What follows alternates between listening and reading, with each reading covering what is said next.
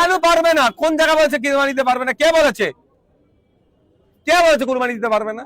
দেশ চলবে, রাজ্য চলবে সংবিধানকে সামনে রেখে, আইনকে সামনে রেখে চলবে। কারো কথা পাত্তা দেবেন না। পুলিশ কেন আটকাবে রাস্তাঘাটে? গাড়ি এই বাড়িতে গরু পুষতে পারবো না? যতক্ষণ না আপনি বলি দিচ্ছেন, যতক্ষণ না ছুরি চালাচ্ছেন, কারো ক্ষমতা নেই, কোন আইনে নয় তাকে আটকানো। এটা 14 বছরের নিচে গরুকে বলি দেওয়া যাবে না, তথা কুরবানি দেওয়া যাবে না। আপনি 14 বছরের নিচের গরুকে নিয়ে গিয়ে চাষ করতে পারেন না, দুধ দুইতে পারেন না, বাড়িতে পুষতে পারেন না। ওদের বিরুদ্ধে অভিযোগ করা দরকার। সমস্যা হচ্ছে মানুষ অভিযোগ করছে না, চুরির অভিযোগ করা দরকার। নিবিয়ে নিচ্ছে, চুরি করে নিচ্ছে, তো সব ঠান্ডা হয়ে যাবে। পুলিশও একটা গরুর গাড়িকে দাঁড় করিয়ে তাকে নামাতে পারবে না। এই ধরনের কোন সমস্যার সম্মুখীন হয় সেই পুলিশ হোক, আর কোন বিজেপি নেতা নেত্রী হোক, আর সাধারণ মানুষ হোক, তার বিরুদ্ধে থানায় কমপ্লেন করুন। কমপ্লেনের কাগজ আমাকে দিন, আমি উচ্চতর অফিসারদের সাথে কথা বলে প্রয়োজনে কোর্টের দ্বারস্থ হবো। আপনি 14 বছরের নিচে একটা গরুকে নিয়ে কিনে নিয়ে যেতে পারেন না, বাড়িতে দুধ দইতে পারেন না, চাষের কাজে লাগাতে পারেন না, আপনি নিয়ে ট্রান্সপোর্ট দিয়ে যেতে পারবেন না। শুধুমাত্র হয়তো আতঙ্কের পরিবেশ তৈরি করা হচ্ছে। লাইভ চালান যেখানে আটকাচ্ছে, যে আপনি আমার গরুটা আটকালেন কেন? আমি গরুটা পুষার জন্য নিয়ে যাচ্ছি। যখন ছুরি চালাবে, যখন বলি দেবে, অপরাধ তখন করবে। কলকাতা হাইকোর্টের অর্ডার আছে 65 ডেসিমিলের নিচে সাউন্ড বাজাতে হবে। তার মধ্যে থেকে বাজাবেন, কারো ক্ষমতা নেই আটকাবার। আপনাকে বলতে হবে না, আপনাকে বন্ধ করতে হবে না। পশ্চিমবাংলায় যদি একটা কোনো জায়গায় অবৈধ মাদ্রাসা থাকে, আমাদেরকে বলুন, পশ্চিমবাংলার মুসলিম সমাজকে বলুন, দায়িত্ব নিয়ে বন্ধ করে। কারণ সংবিধানের আর্টিকেল 25 সম্ভবত বলা হচ্ছে ধর্মচারণের স্বাধীনতা দেওয়া হচ্ছে। আর আমরা সবাই, এবং সংবিধানের অন্য আর্টিকেলে বলা হচ্ছে ধর্ম, জাত, বর্ণ, লিঙ্গ আলাদা করে দেখা যাবে না। যখন বলা হচ্ছে তাহলে এখানে বৈষম্য হবে কেন?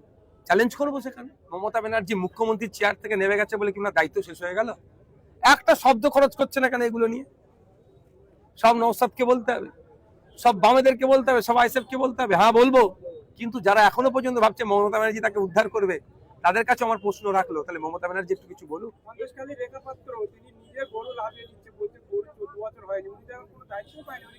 ব্যাপারটা হচ্ছে উনি দায়িত্ব পাকা নাই পাক সেটা রাইট নয়, ওর গরু নাবিয়ে নিবা কারো রাইট নাই। সমস্যা হচ্ছে এটা 14 বছরের নিচে গরুকে বলি দেওয়া যাবে না, তথা কুরবানি দেওয়া যাবে না।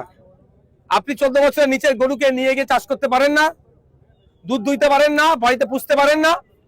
ওদের বিরুদ্ধে অভিযোগ করা দরকার। সমস্যা হচ্ছে মানুষ অভিযোগ করছে না, চুরির অভিযোগ করা দরকার। নিবিয়ে নিচ্ছে, চুরি করে নিচ্ছে, তো সব ঠান্ডা হয়ে যাবে।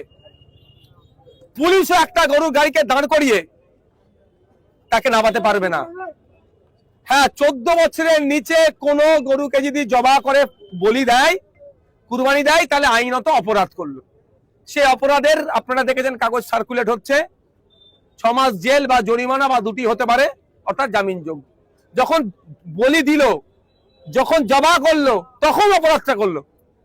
আপনি 14 বছরের নিচে একটা গরুকে নিয়ে কিনে নিয়ে যেতে পারেন না, বাড়িতে দুধ দইতে পারেন না, চাষের কাজে লাগাতে পারেন না, আপনি নিয়ে ট্রান্সপোর্ট দিয়ে যেতে পারবেন না। শুধুমাত্র হয়তো আতঙ্কের পরিবেশ তৈরি করা হচ্ছে। প্রশাসনের দেখার দায়িত্ব, প্রশাসনের একটা অংশ ফেল হচ্ছে না। তবে আমি মিডিয়ার মাধ্যমে সাধারণ মানুষকে বলবো, যদি এই ধরনের কোনো সমস্যার সম্মুখীন হয় সেই পুলিশ হোক, আর কোন বিজেপি নেতা নেত্রী হোক, আর সাধারণ মানুষ হোক, তার বিরুদ্ধে থানায় কমপ্লেন করুন। কমপ্লেনের কাগজ আমাকে দিন, আমি উচ্চতর অফিসারদের সাথে কথা বলে প্রয়োজনে কোর্টের দ্বারস্থ হবো। কুরবানি নিয়ে রীতিমতো সংখ্যালঘু সমাজে, মুসলিম সমাজের মধ্যে একটা আতঙ্ক তৈরি হয়েছে। ইভেন্ট আপনার বিধানসভা ভাঙড়ের মানুষের মধ্যে। কোন ভাঙড়ের মানুষকে বলবো কোনো আতঙ্কিত হওয়ার দরকার নেই। প্রথম ভাঙড়ের মানুষকে বলবো, কিসের আতঙ্ক? কুরবানি দিতে পারবে কি পারবে না? কেন পারবে না? কোন জায়গা বলেছে কুরবানি দিতে পারবে না? কে বলেছে? কে বলেছে কুরবানি দিতে পারবে না?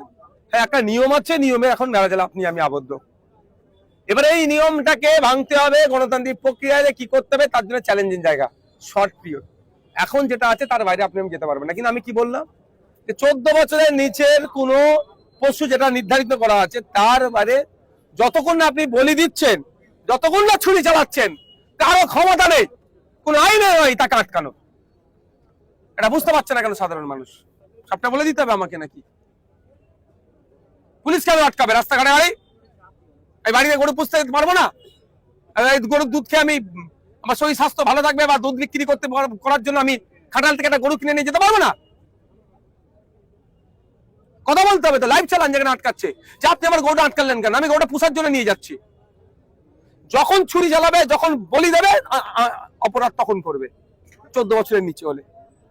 বিজেপি বিধায়করা মিডিয়ার সামনে বারবার বলছে আজান বন্ধ করে দেওয়া হবে, লাউড স্পিকারে আজানে আমাদের সমস্যা হচ্ছে বলে মানুষের মধ্যে একটা মানুষকে উস্কানো হচ্ছে। এই বিষয়টা কিভাবে দেখছেন? এই বিষয়টা আপনি আমার আগে একটু শোভন দেব বাবুকে জিজ্ঞাসা করেন না, বিরোধী দলের নেতা তো বিধানসভার 80টা সিট নিয়ে আছে, একটু তাদেরকে জিজ্ঞাসা করবেন না। আমি বলবো এতটুকু কথা, কারো কথাই পাত্তা দেবেন না। দেশ চলবে, রাজ্য চলবে সংবিধানকে সামনে রেখে, আইনকে সামনে রেখে চলবে, কারো কথায় পাত্তা দেবেন না। কলকাতা হাইকোর্টের অর্ডার আছে 65 ডেসিমিলের নিচে সাউন্ড বাজাতে হবে, তার মধ্যে থেকে বাজাবেন, কারো ক্ষমতা নেই আটকাবার। বিজেপির এক বিধায়ক সাংবাদিকের সম্মুখীন হয়ে তিনি দাবি করলেন যে মাদ্রাসা, যে খারিজি অবৈধ মাদ্রাসাগুলো বন্ধ করা হবে, যদি তারপরেও না বন্ধ করা হয় তাহলে আমরা বুলডোজার চালাতে বাধ্য হব। এবার ব্যাপারটা হচ্ছে এটা, বিজেপির যিনি বিধায়কে মন্ত্রী হয়েছেন তার নামটা তো পরিচিতি ঘটাতে হবে। এই ধরনের আলটপকানা মন্তব্য করলে চর্চা হবে কি করে তার? এইটার জন্য অনেক এসেছিল, অনেক চলে গেছে, অনেকে অনেক কথা বলেছিল। আমি বলবো এতটুকুই কথা, ক্ষুদিরাম টুডু মহাশয়কে মাদ্রাসা সম্পর্কে একটু পড়াশোনা করুন, মাদ্রাসা সম্পর্কে দেখুন। আপনাকে বলতে হবে না, আপনাকে বন্ধ করতে হবে না। পশ্চিমবাংলা যদি একটা কোনো জায়গায় অবৈধ মাদ্রাসা থাকে, আমাদেরকে বলুন, পশ্চিমবাংলার মুসলিম সমাজকে বলুন, দায়িত্ব নিয়ে বন্ধ করে দেবে, আপনাকে বন্ধ করতে যেতে লাগবে না। কিন্তু ওই কি বললাম, খেয়াল আছে, খাগড়াকর কাণ্ডের পরে মাদ্রাসার নামে বেলেম দিয়েছিল, হই হচ্ছিল মিডিয়াতে, তারপরে এখন কোথায়? আল কায়দা যে বলেছিল, ওটা কি কায়দার বইকে আল কায়দা সাজিয়ে দিয়েছিল। আলিফ বে তে সে জিম হে খে যে বইটা লেখা আছে, সেই বইটাকে ওরা আল কায়দার বই বলে সাজিয়ে দেখে দিয়েছিল। বাগদাদি কায়দার বইকে আল কায়দা সাজিয়ে দিয়েছে। এই হচ্ছে ব্যাপার। আজান নিয়ে বলুন আর কুরবানি নিয়ে বলুন, সাধারণ মানুষ বিভ্রান্ত হচ্ছে, এতে করে সাধারণ মানুষ বুঝতে পারছে না আইনটা কি আর কি করণীয়। তো আমি বলে দিলাম তো, আর কতবার বলবো? 65 ডেসিবেলের নিচে করবেন, আর যেটা কুরবানিটা বলে দিলাম। বলছি গতকাল রাজাবাজারে জুম্মার নামাজ নিয়ে পুলিশি বাধা, সেখানে বলছে রাস্তায় নামাজ পড়া যাবে না, ধর্মীয় আচরণ বন্ধ। কিন্তু বিভিন্ন জায়গায় আমরা দেখছি যে ছোট ছোট মন্দির রয়েছে, গির্জা রয়েছে, সেখানে রাস্তার ধারেও কিন্তু সেখানে মানুষের ভিড় হয়। সেক্ষেত্রে শুধুমাত্র মসজিদের উপর বা নামাজের উপরে বাধা প্রদান, এটা বিজেপি মুসলিম সম্প্রদায়কে টার্গেট করছে, এটা অস্বীকার করার কোনো জায়গা নেই। আমি রাজাবারে যেটা হচ্ছে আমি খোঁজ লাগাচ্ছি, ওখানে আমার কিছু পরিচিত লোক আছে, অ্যাকচুয়াল কি বলেছে, এবং সাথে সাথে এটাও বলছি যে রিটেন তাদের কাছ থেকে নেওয়া হবে। কারণ সংবিধানের আর্টিকেল 25 সম্ভবত বলা হচ্ছে ধর্মচারণের স্বাধীনতা দেওয়া হচ্ছে, আর আমরা সবাই, এবং সংবিধানের অন্য আর্টিকেলে বলা হচ্ছে ধর্ম, জাত, বর্ণ, লিঙ্গ আলাদা করে দেখা যাবে না। যখন বলা হচ্ছে তাহলে এখানে বৈষম্য হবে কেন? চ্যালেঞ্জ করবো সেখানে। কিন্তু আমার এত প্রশ্নের মধ্যে একটাই প্রশ্ন শুধু জানতে চাই, মমতা ব্যানার্জি মুখ্যমন্ত্রীর চেয়ার থেকে নেমে গেছে বলে কি না দায়িত্ব শেষ হয়ে গেল? একটা শব্দ খরচ করছে না কেন এগুলো নিয়ে? সব নওশাদকে বলতে হবে, সব বামেদেরকে বলতে হবে, সব আইএসএফকে বলতে হবে। হ্যাঁ বলবো, কিন্তু যারা এখনো পর্যন্ত ভাবছে মমতা ব্যানার্জি তাকে উদ্ধার করবে, তাদের কাছে আমার প্রশ্ন রাখলো, তাহলে মমতা ব্যানার্জি একটু কিছু বলুক। তৃণমূলের লোকজন বলছে তো নওশাদ সিদ্দিকী বিজেপির দালাল, বিধানসভায় 7 মিনিট বক্তব্য রেখেছে, শুধু 5.5 মিনিট ধরে শুভেন্দু অধিকারী মুখ্যমন্ত্রীর প্রশংসা। আমার ভিডিওটি এখন লাইভ চলছে, দেখে নিতে পারেন আমি কি কি বলেছি। হ্যাঁ, দাঁড়িয়ে ফ্লোরে যেটা তৃণমূলের 80 জন বিধায়কের বলার সাহস হয়নি, পোস্টপল ভায়োলেন্সে ধর্মস্থান আক্রান্ত হয়েছে, অর্থাৎ মাদ্রাসা মসজিদ, সেটা আমি ওখানে দাঁড়িয়ে বলেছি ধর্মস্থান আক্রান্ত হয়েছে। এটা বলার কেউ সাহস দেখাতে পারে না, আমি বলেছি। বাম আইএসএফ এর সমর্থনের বিধায়ক, আমি ভাঙড়ের বিধায়ক বলেছি। যারা বলছে তারা ভিডিওটা আছে, সেখানে দেখে নেবেন। আচ্ছা, শুভেন্দু অধিকারী যদি বলে সূর্য পূর্ব দিকে উঠে পশ্চিমে অস্ত যায়, আমাকে তাহলে নিশ্চিতভাবে শুভেন্দু অধিকারীর বিরোধী করে বলতে হবে সূর্য পশ্চিমে উঠে পূর্বে অস্ত যায় নাকি? আমি দীর্ঘদিন ধরে দাবি করে আসছি যে লাইভ স্ট্রিমিং হোক বিধানসভার, সেটা এবারে সরকার গ্রহণ করছে, তারা ঘোষণা দিচ্ছে লাইভ স্ট্রিমিং হবে। এটা ভালো জিনিস তো, কোন বিধায়ক কি করছে না করছে সেটা জানা যাবে। সেটাতে যদি বলি এটাকে ভালো কাজ, সেটাকে আমি খারাপ করে ফেললাম? আর কারা বলছে? সেই তৃণমূলে যারা তোলা তুলে তাদের সংসার চলতো, তারা আজকে আমার বিরোধিতা করছে।